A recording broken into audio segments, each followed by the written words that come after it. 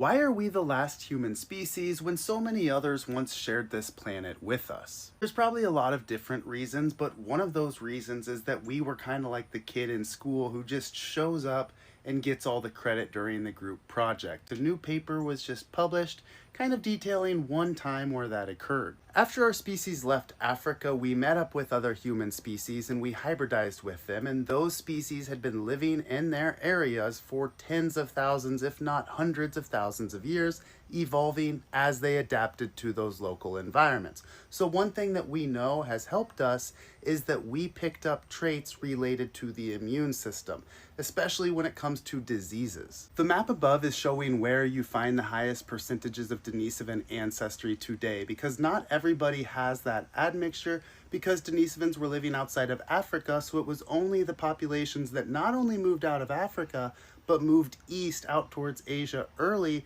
that encountered this species. So while being pretty much absent from Africa and Europe, you can see that it's found at higher percentages out here in Oceania. The study attempted to model the ancient environment that this species would have been living in at 3 different sites. So real far up north in Denisova Cave, up on the Tibetan Plateau with Baishia Karst Cave, and then Cobra Cave right here. This showed that the site specifically at Cobra Cave would have been an optimal area for many parasites, especially things like malaria.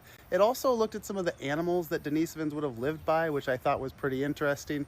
Orangutans, we have giant pandas in that environment. This map right here is actually tracing a specific allele that is associated with the immune system, especially these tropical diseases. And you can see it's not found in the populations that Denisovan DNA is absent from. This is something that came from Denisovans, and it is still helping modern humans today in this area deal with these parasites. So this study just adds to the evidence that shows that one thing that we were able to benefit from was these